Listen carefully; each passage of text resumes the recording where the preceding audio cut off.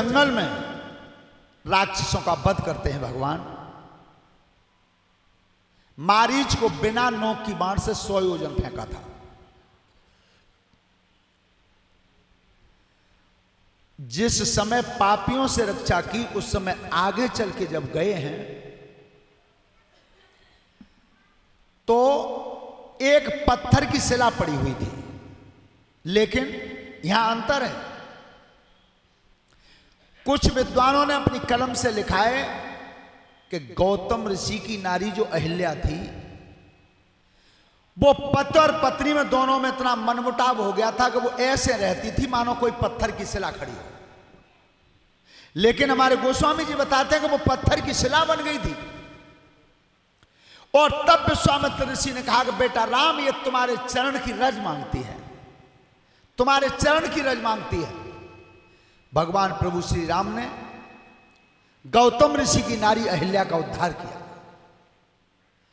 और इधर जनकपुर में महाराज जनक के यहां जो कन्या प्रकटी थी धरती से, उसका नाम था सीता। बोलिए सीता मैया की। सीता नाम था। लेकिन सीता धरती से कैसे जन्मी, जमीन से क्यों प्रकट हुई? आपने कहावत सुनी होगी कि कोई ज्यादा अत्याचार करता है तो उसके आसपास वाले दुखी होकर के जब उसके सामने कुछ नहीं कह पाते तो फिर पीछे कह देते हैं, अरे दुष्ट तेरे काउ दिन पाप को घड़ा भरे हो तो जरूर। यह सबसे पहले कहावत कहां से हुई कि जिस समय लंकापति रावण ने सबसे कर ले लिया था, जिसे अंग्रेजी में टैक्स कहते हैं, सबसे कर ले लिया था, जब कोई नहीं बचा तो रावण ने अपने जवानों से पूछा कि अब कर पे देने से कोई बचा तो नहीं है? महाराज कर और तो सबने दे दिया, लेकिन महात्मा रहे, संतों ने नहीं दिया। तो रावण ने कही कि छोड़ो इन पे मत। अब संतों से पूछा कि कर दो, तो संत भगवान बोले भैया हमारे पास है ही क्या, हमारे पास कुछ नहीं है, केवल शरीर में खून है, इसके अलावा कुछ नहीं है। तो वह पापी रावण ने आदेश कर दिया कि खून ही खिंचवाओ, कर में खून देना होगा। तो आज संतों का खून खिंचवाया गया। श्रोता बंधो, तब संत भगवान बोले क्या थे रावण से, जब खून घड़ा में भर दिया गया था? क्या?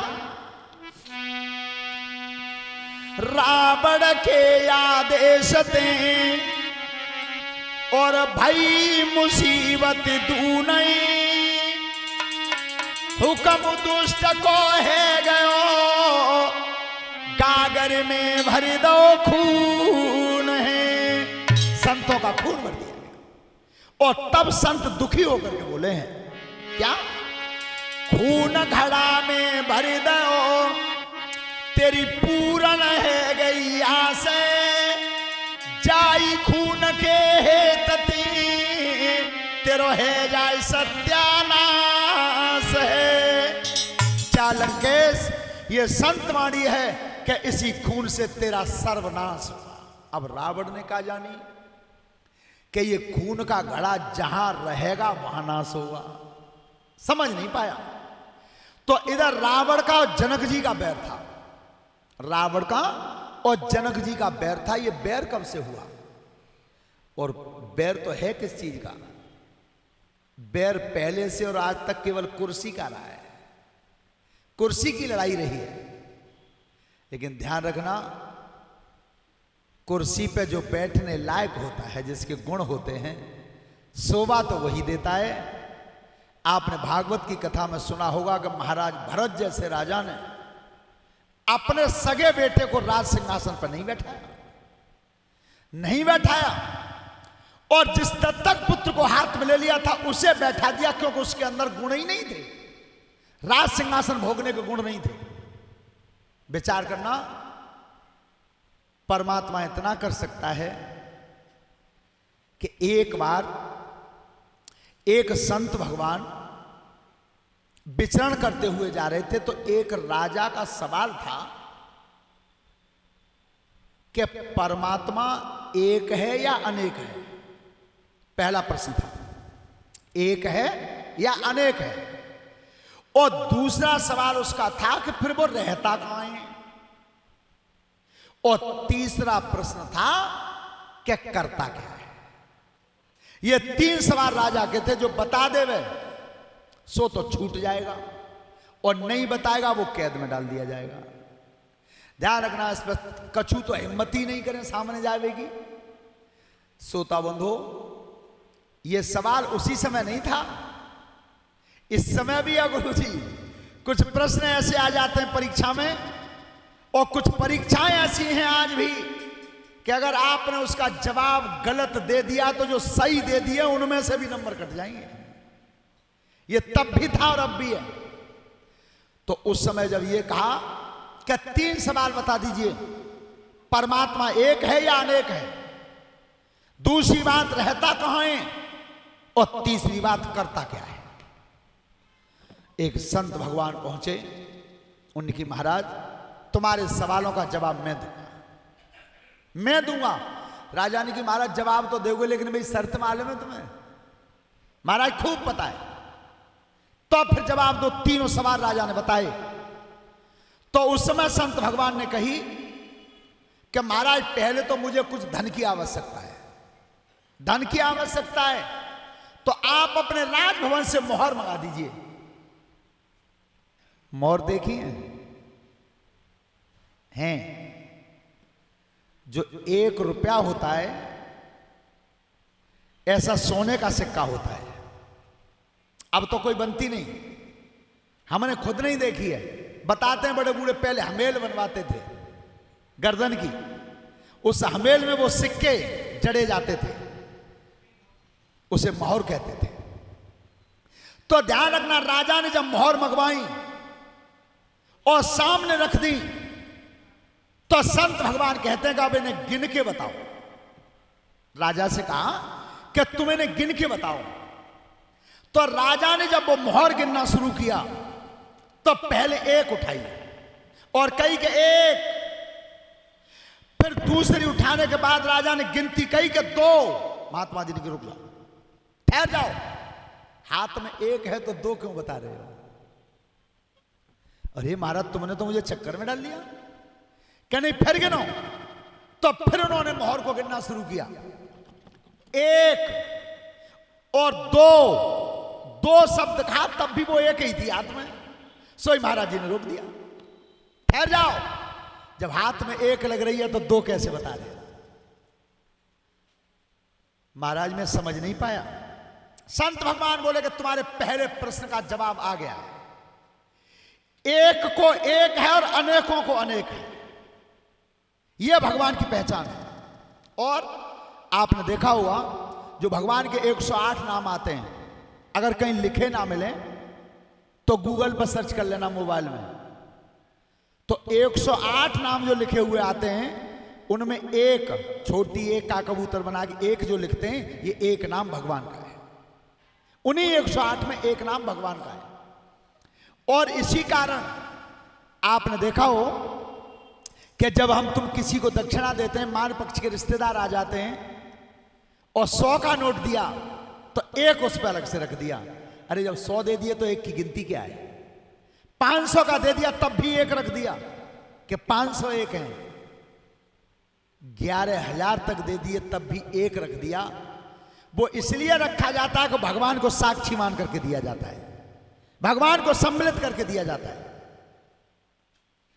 तब कहीं महाराज सुनिए, तुम्हारे पहले सवाल का जवाब मिल गया है कि 1 को 1 है और अनेकों को अनेक है, लेकिन वो है 1 ही, है 1 ही।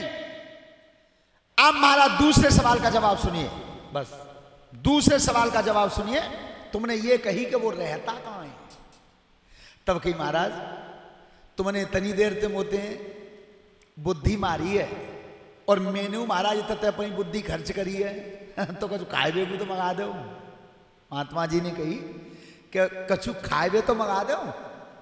जैसे हम मंचते उतरते हैं और हमारे पंडित जी आ जाते हैं हमारे सेवा भाव के लिए, खैर हम उनका आभार व्यक्त करते हैं, क्योंकि एक विद्वानों की कहावत है सम्मान प्राप्त करना चाहते हो तो सम्मान करना सीख जाओ, अपने आप ब्याज में मिल जाएगा, तुम्हें मांगने की जरूरत नहीं पड़ेगी। तो उस समय महाराज जी ने मांगा कि मुझे दूध मंगवा दो। दूध, जैसे ही कमंडल में दूध मंगाया, अब दूध रखा था कमंडल में, सो स्वामी जी में हाथ डालें और ऊपर को निकालें, हाथ डालें और ऊपर को निकालें। राजा ने कि प्रभु क्या कर रहे हो? कि महाराज मैं इसमें घी ढूंढ रहा हूं। घी? तो घी का ऐसे आ जावे हो? महात्मा जी बोले कि मैं तुमसे यह पूछना चाहता हूं कि घी है तो जाई में, आज भी देखो घी है तो दूध में ही, पर महाराज ऐसे नहीं निकलेगा, तो इसे गर्म करना होगा, गर्म करना होगा और इसे जमाना होगा और इसे मथना होगा, तब घी निकल के आएगा। तब कहीं महाराज तुम्हारे प्रश्न का जवाब तुम्हारे मुंह से ही आ गया है, तुम्हारे ही मुंह से आ गया है।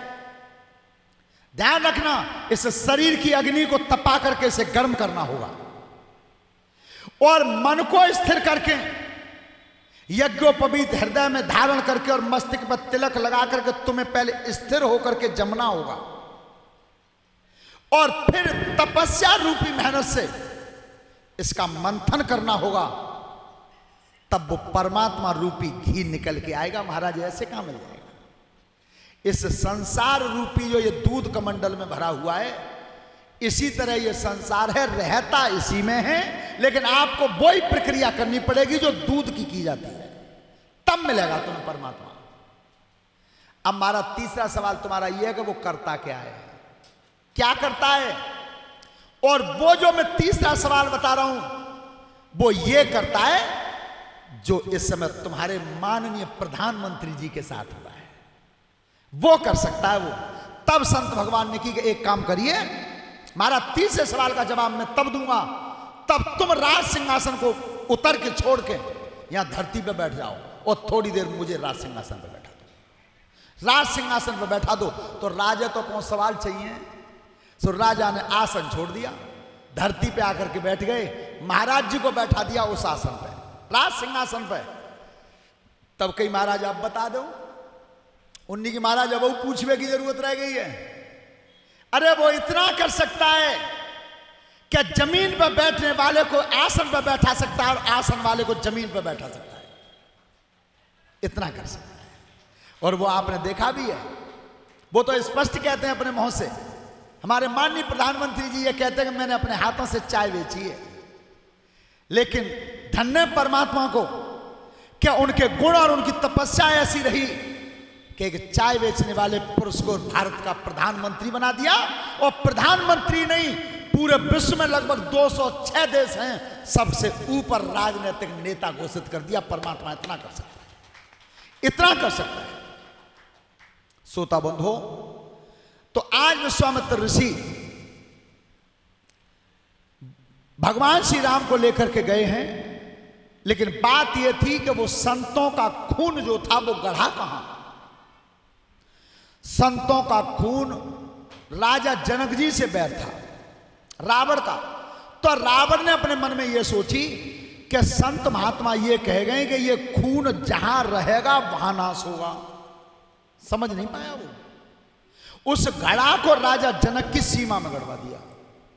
राजा जनक की जब सीमा में गड़वाया रावण ने, तो दशा क्या हुई थी जब वो घड़ा गड़ गया था। तब कैसे? अरे विधिगत काऊ नहीं जानी,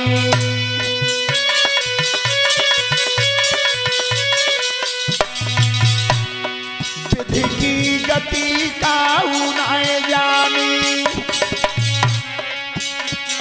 नाए ऊपर पे बरसोए पानी,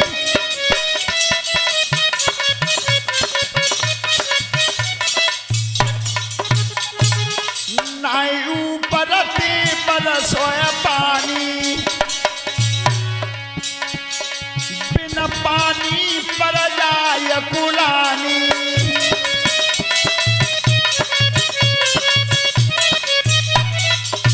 ध्यान रखना, प्रजा बेचैन हो गई। और एक बात ध्यान रखना हमेशा जीवन में कि वर्षा नहीं होती है तो पृथ्वी बांझ हो जाती है।